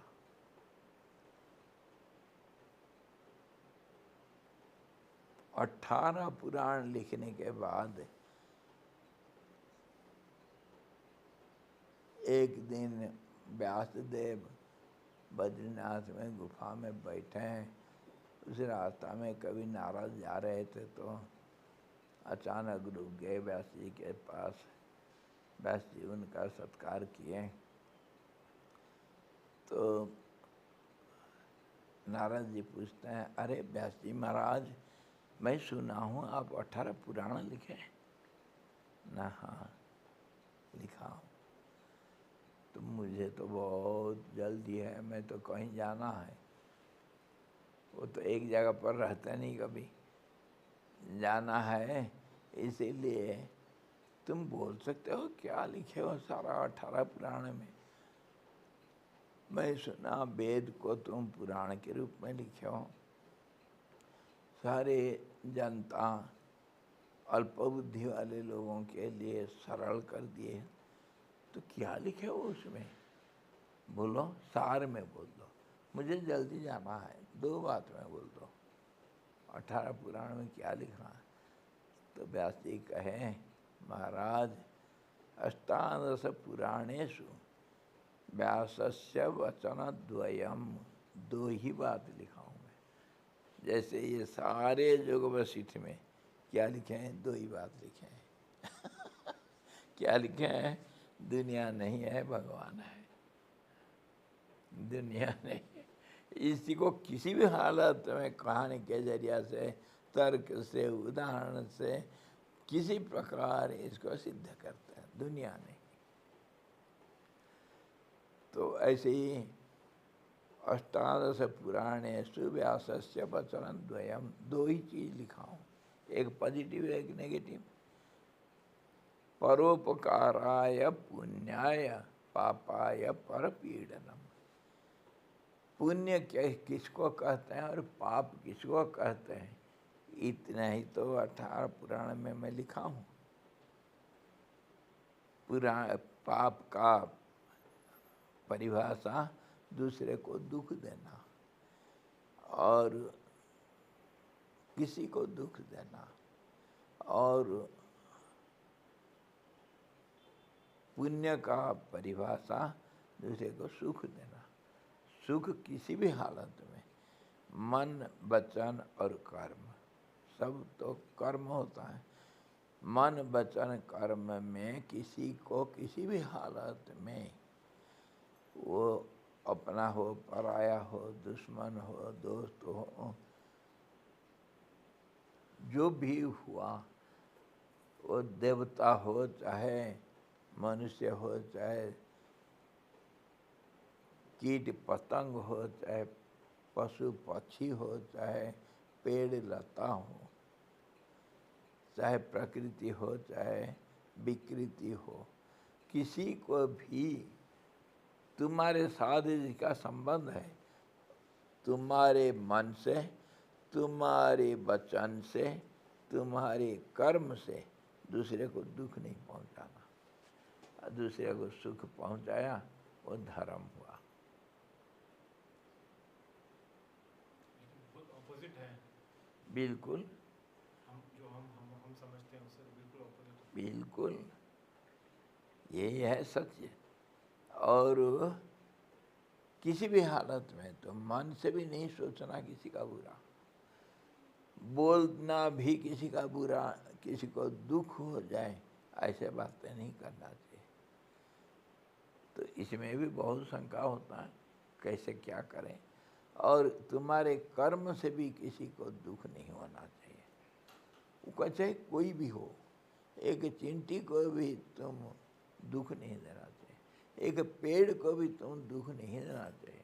इतना तक कानून है कि पेड़ का अगर फूल तोड़ते हो, अगर पत्ता भी तोड़ते हो, तुम घास काटते हो, कुश ग्रहण का मंत्र होता है। पहले उसके पास जाओ। मनुष्य के लिए सारा प्रकृति बनाया गया, मनुष्य सबसे उत्कृष्ट प्राणी होने से उसके व्यवहार के लिए सारा दुनिया है, परंतु व्यवहार करने के तरीका है। किसी को अगर दुख देना मतलब कुछ उसका विपरीत आचरण करना तुमको बहुत ज़रूरी है, क्योंकि हम जीवन यापन करने के लिए तो दूसरों के बिना तो रह नहीं सकते। हमारा जीवन तो दूसरों से चलता है। सारे प्रकृति हम सांस लेते हैं, सांस तो लेना है, सांस लेते हैं, कितने जीव मरते हैं। बत्ती जलाते हैं, कितना जीव मर जाते हैं। चलते हैं, क्या नहीं होता है। हर रोज हम पाप करते हैं, लेकिन पाप नहीं करने के लिए भी हर पग पग में हर कर्म के लिए पहले तो सोचना नहीं, और जो शुद्ध सोच सकता है तो फिर बोलना नहीं, वो भी तो हम कंट्रोल कर सकते हैं। पर कर्म को हम कंट्रोल नहीं कर सकते हैं, क्योंकि कर्म से तो जीवन है, और कर्म दूसरे के ऊपर, दूसरे के साथ व्यवहार है। दूसरे के साथ व्यवहार करना ही तो कर्म है, सोचना, बोलना और कर्म करना। इसीलिए दूसरे के ऊपर हम निर्भरशील हैं, तो जीवन जीने के लिए तो हमको पाप करना पड़ेगा ना। इसीलिए कहा गया जीवन रक्षा मात्र के लिए जो किया गया उसको पाप नहीं माना जाता है। तो हर चीज को जीवन रक्षा बना दो। सिर्फ जीवन रक्षा के मात्र पाप नहीं होता है। और उसको भी, जैसे मान लो तुम फूल तोड़ रहे हो, फूल तोड़े बिना तो पूजा नहीं होगा, हैं? या पत्ता तो तोड़ना पड़ेगा। तो पेड़ के पास जा कर के उसमें जीवन है, परमात्मा है, तो उसको परमात्मा के दृष्टि से ले करके उससे पहले क्षमा प्रार्थना करना और उससे अनुमति लेना, उसके बाद फूल तोड़ सकता हूँ। जैसे दूसरे के पास जा कर के सेठ के पास पहले नमस्कार करो, नीचे बैठो, है ना, हाथ जोड़ो, सेठ जी थोड़ा कर्जा के लिए आया था, हाँ 10,000 रुपया कर्जा दे दो, मैं तुमको वापस करूँगा। वापस करना पड़ेगा, मुफ्त कुछ नहीं दुनिया में। इसीलिए जो तेरा पाप हम करते हैं हर रोज उसका प्रायश्चित करने के लिए भी रखा गया। हर रोज गृहस्थी लोगों के लिए 5 यज्ञ करना पड़ता है। हर रोज नहीं करोगे तो पाप इकट्ठा होता जाएगा, ढेर होता जाएगा। जैसे कचरा पट्टी हम इकट्ठा करते हैं दिल्ली में फिर आखिर आग लगाते हैं, पहाड़ बन जाता है भाई। तो ऐसे ही हमारा पाप इकट्ठा होता रहता है। और उसके बाद हर रोज जो पाप को न्यूट्रलाइज करते रहता है, कचरा पट्टी रोजाना जला दो, तो फिर जलाना मतलब यज्ञ करो। 5 यज्ञ तो गृहस्थियों के लिए है, और ब्रह्मचारी लोग, उपासक लोग, इनको भी यज्ञ करना है। अथवा जप इत्यादि गायत्री जप करे से पाप कट जाता है। हर रोज करना पड़ेगा। तो हर रोज का रोज जो अगर निपटा गया तो फिर हमारे पास ढेर नहीं बचेगा। और दूसरे लोग, सन्यासी लोग जैसे परमात्मा का ध्यान करना चाहिए, वो तुरंत कट जाता है। परमात्मा को जब सोचते हैं ये तो सारा दुनिया 1 मिनट में आग लग जाता है, तो यज्ञ तप सब कुछ हो जाता है। इसीलिए अलग अलग आश्रम के लिए, गृहस्थ आश्रम, ब्रह्मचर्य आश्रम, वानप्रस्थ के लिए और सन्यासी लोगों के लिए, सबके लिए नियम कानून है कि तुमको पाप का तो प्रायश्चित करना पड़ेगा। पाप तो होता है। और कितना पाप करना, जितना कम करोगे उतना अच्छा है। इसीलिए हर पल में तुम्हारे मन, वाणी और कर्म, ये तीनों कोइंसाइड करना चाहिए। तुम होश में रहना चाहिए। सोचते हो क्या, बोलते हो क्या और करते हो क्या। जो दूसरों के लिए दुखदायी ना हो। दुख किसको कहते हैं? जो उसके जीवन यापन प्रणाली में बाधा न डाले, उसको दुख कहते हैं। मैं बैठा हूँ आराम से, अगर तुम आ करके मेरे को इधर से कहे उठो इधर से, मेरे को झाड़ू करना है, ये भी पाप है। तुम तो अपना काम कर रहे हो, मैं बैठा हूँ तो मेरे को उठाने वाले तुम कौन हो? तो मेरे सुख के लिए मैं बैठा हूँ, तो तुम आकर के उठो, मुझे झाड़ू करना है। तुम तो अपना कर्तव्य करते हो, लेकिन इसमें तुम पाप भी कमा रहे हो। खैर, दुनिया एक व्यवसाय है। हर पल में हम कमाते कितना, खर्चा करते कितना, इसको देखना है। पूंजी जमा करते रहो, है कि नहीं? धर्म बढ़ाओ और पाप को कम करते रहो, इसमें तुम बच जाओगे। हाँ? जितना मैं बढ़ता है उतना पाप बढ़ता है। मैं मतलब तो वही आया ना, जो कर्म करोगे, मनमानी करोगे, मैं रहने से मनमानी करोगे, दूसरों को नहीं देखोगे। बैठे हो, बैठना भी सीखना चाहिए, बोलना चाहिए सीखना, चलना चाहिए सीखना चाहिए। कोई बैठ के ध्यान कर रहा है, उसको तुम बुला दिया, घनघोर पाप किया। वो आनंद में है और तुम आनंद में व्याघात डाला। कितने बार मैं मना करता हूँ, चलते वक्त रास्ता रोक कर नमस्कार करना। ये कोई तरीका होता नमस्कार करना है? नमस्कार करते हुए एक बार स्वामी चिदानंद महाराज गिर करके एक्सीडेंट होने वाला था। इतने रहता है, दूसरों के लिए सोचते नहीं, हम अपना भाव में डूब जाते हैं, दूसरों के लिए नहीं सोचते। हर पल में दूसरों के लिए सोचते। बैठा है तो मेरे बैठने से दूसरों को कोई तकलीफ नहीं, दूसरों के लिए जगह छोड़ा हूँ। चल रहे हो तो किसी को तो परेशानी नहीं है। ये दरवाजा में कुछ काम जरूरी पड़ेगा, भाग करके जाते हैं बच्चे। हैं, जाते वक्त कोई लगी पर्दा है, सिर फूटा तो कोई बात नहीं। अरे भाई, सोच करके जाओ, कोई आता होगा। ये सोच रहेंगे तो भगवान तुमको बुद्धि दे रखे हैं, और क्या देंगे? तुम्हारे पास सब उपकरण है, तुम उसको इस्तेमाल नहीं करते हो। इसीलिए हर पल में हम बिना सोचे जो कर्म करते हैं उसमें पाप कमाते हैं, और पाप का प्रायश्चित नहीं करने से इतने पाप हो जाता है कि 26 पूरा शरण करने के बाद भी पाप बच जाता है। अगर सुरेश्वराचार्य का बच गया तो हम कौन सा खेती के मूली हैं?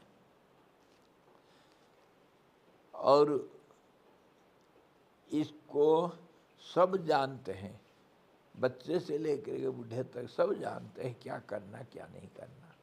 कैसे? इसीलिए जानते हैं कि दिल का आवाज़ को सुनो, चाहे कितनी भी नाबालिग हो, अंदर से आवाज़ तो जो आएगा वो सही आवाज़ आएगा। कैसे? इसके अंदर रहस्य ये है, हृदय गुफा कहा गया जहाँ समता है, समता का नाम परमात्मा। और उसी में भी समता जब किसी कारण से, कर्म के वजह से, और बहुत कारण है, मूल कारण कर्म, कर्म के होने से वो जो हृदय का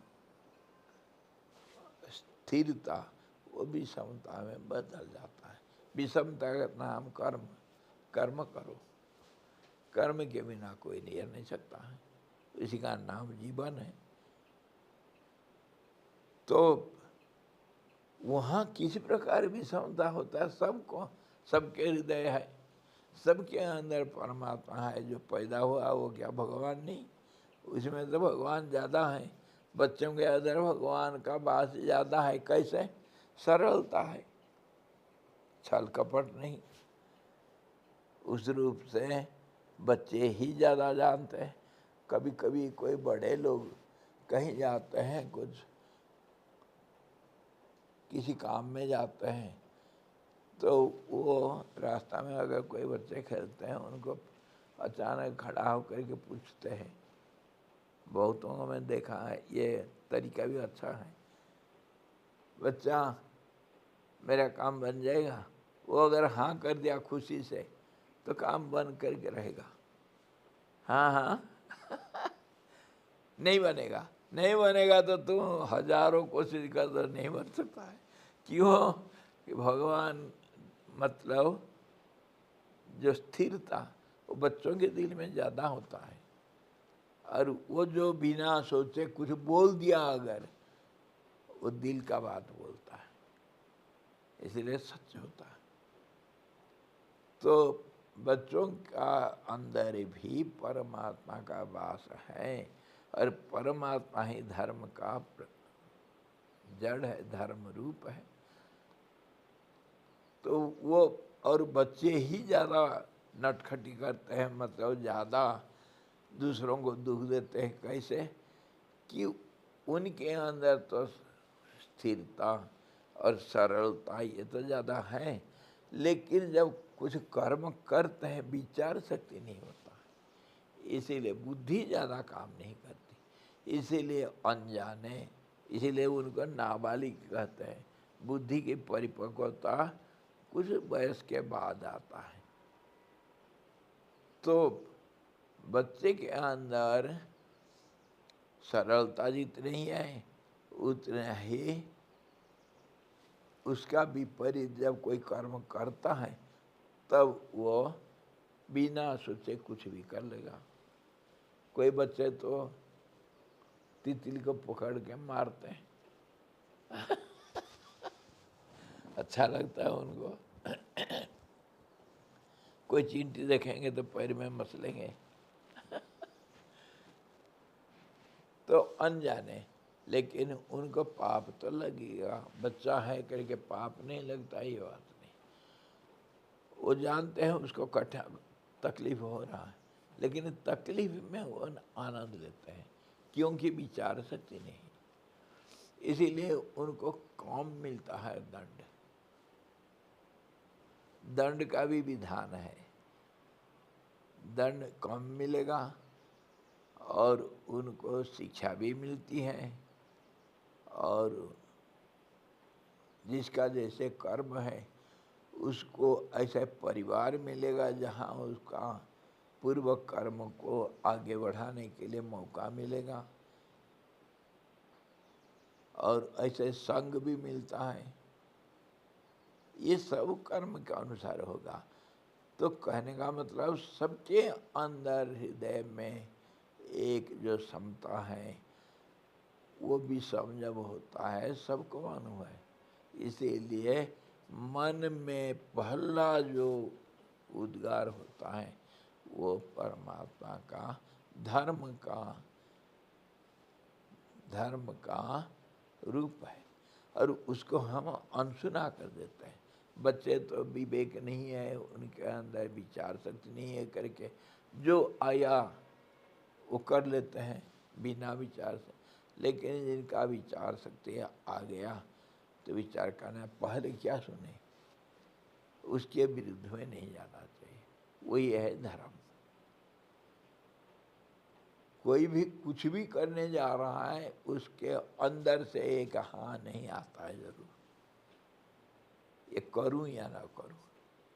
अपना विचार तो पहला है, और जो किसी से प्रभावित नहीं हो, पहला जो विचार आएगा उसी को कहते हैं भगवान का स्वरूप। और वही है धर्म का प्रतीक, और वही है जो निष्पाप है, उसको करना चाहिए। लेकिन हम परिस्थितिवश, समय के कारण और देश के कारण, स्वार्थ के कारण, अनेक कारण होता है, कुछ न कुछ बहाना बना करके हम उसके विरुद्ध में दूसरों को दुख देने के लिए तत्पर हो जाते हैं। ये तो जिंदगी है, सबका यही है। इसीलिए कहा गया सबको नियम कानून मालूम है। कोई संविधान पढ़ना जरूरत नहीं। कोई भी धर्म हो, कोई भी राष्ट्र हो, कहीं भी हो, सबके अंदर ये है। खाली मनुष्य के लिए नहीं, पशु पक्षी सबके अंदर भगवान का वास है। इतना आप देखे होंगे, पशु पक्षी भी दूसरे किसी बच्चों के ऊपर कभी अत्याचार नहीं करते हैं। सांप भी बच्चे को कभी नहीं काटेगा, अबोध बच्चे को नहीं काटेगा। प्रकृति धर्म के रूप में वहाँ रहता है। वो सिर्फ जीवन रक्षा के लिए कुछ भी पाप कर सकता है, लेकिन दूसरे प्रकृति का अनुकूल काम करते हैं। मनुष्य प्रकृति के पूरा प्रतिकूल करता है, क्योंकि उसके साथ उसके पास विचार शक्ति जितनी प्रबल है, अहंकार भी उतना ही प्रबल है। मेरे बराबर क्या है, कौन है, मैं करूँगा। जितना वो हृदय को सुनने के लिए उसके पास अधिकार है, शक्ति है, उतना ही उसके विरुद्ध में काम करने के लिए भी वो चेष्टा करता रहता है, अहंकार के कारण। तो ये सारे जब विचार हम करते हैं, तभी हमको पता चलता है धर्म क्या, कर्म क्या, और कैसे कर्म करना, पूजा क्या, ध्यान क्या, क्यों करना, क्यों नहीं करना। समझे? शिव जी का ध्यान कैसे, शिव जी ध्यान को क्यों महत्व दिए। ध्यान में दूसरे कर्म होता नहीं, तो सबसे उत्तम पूजा। हम फूल तोड़ते हैं तो पेड़ को दुख देते हैं, दूध चढ़ाते हैं तो गाय को दुख देते हैं, गाय का बछड़ा का हिस्सा हम ले लेते हैं, पाप होता है। शहद, हाँ शहद देखो, मधुमक्खी कितनी कष्ट से सब इकट्ठा करता है उनका भोजन, हम जा करके उनको धोखा दे करके उसको हत्या लेते हैं। इतना तक अगर एक लोटा पानी तुम गंगा जी से लाते हो, गंगा जी को नमस्कार करना और अनुमति लेना, जय माँ गंगे। ये तो अनजाने में गंगा जी के लिए हो जाता है, लेकिन कुआं से, नदी से, दूसरे नदी से, ये तो हम नहीं करते हैं। अरे जल जीवन है भाई, जब तुम्हारे अंदर जीवन है तो पानी के अंदर कैसे जीवन नहीं है? हाँ, जिससे तुम्हारे जीवन का आधार मिला, तो कुआं में कोई बैठा नहीं, तालाब में कोई नहीं है, कैसे बोलोगे? उसी पानी से तो तुम जीते हो, और तालाब में कोई नहीं, इसमें कोई देवा देवी कोई नहीं, इसको कुछ भी कर दो। कैसे? जिसे हवा के बिना तुम एक पल नहीं जी सकता, उस हवा में प्राण नहीं है, कैसे मानोगे? अग्नि, वायु, जल, ये जीवन का स्वरूप है। तो इनको तुम निष्प्राण कुछ ऐसा कैसे बोल दोगे? और कहीं भी आग लगा दो, कुछ भी कर दो, और पानी के ऊपर अत्याचार करना, वायु के ऊपर, वायु को दूषित कर देना, ये पाप नहीं है? तो इसी के अनुकूल आचरण करना, वही तो इकोलॉजी कहते हैं। और इसी को तो कहते हैं पर्यावरण, जल वायु का दूषित नहीं करना। सब कुछ कर्म करने के लिए तुमको अनुमति है, जीवन रक्षा तुम्हारा पहला धर्म है, लेकिन बुद्धि भी दिया गया कि सोच करके।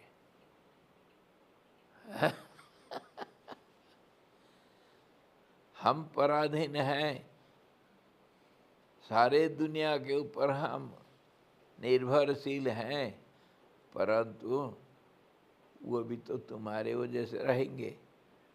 तुम अगर उसको सुरक्षा दोगे तभी तो तुम्हारे जीवन के लिए रहेंगे वो।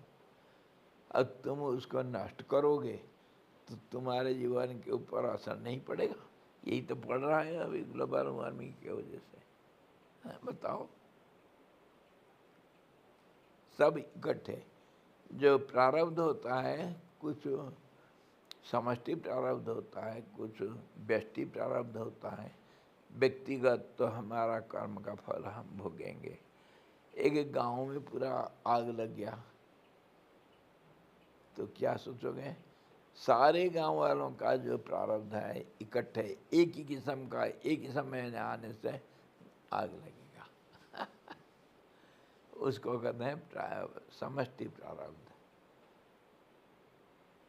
सबको इकट्ठा भोग करना पड़ेगा। एक्सीडेंट हो गया, ट्रेन एक्सीडेंट हो गया तो तभी होगा। जिनका मरना है उनका प्रारब्ध अभी जीवन का शेष होगा, तब वही लोग एक जहाँ बैठेंगे वो डिब्बा ऐसा गिरेगा ताकि वो मरेंगे। जो समष्टि प्रारब्ध कहते हैं।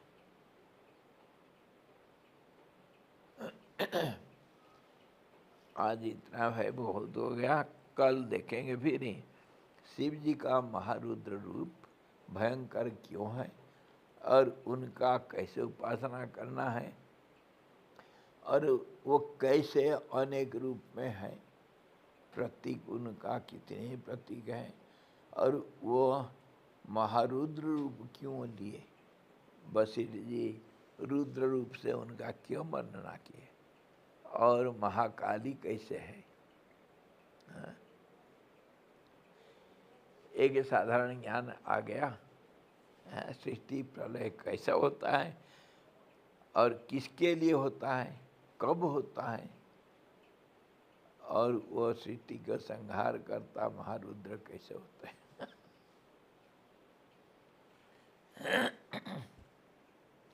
हरि ओम पूर्णमदः पूर्णमिदं पूर्णात् पूर्णमुदच्यते पूर्णस्य पूर्णमादाय पूर्णमेवावशिष्यते।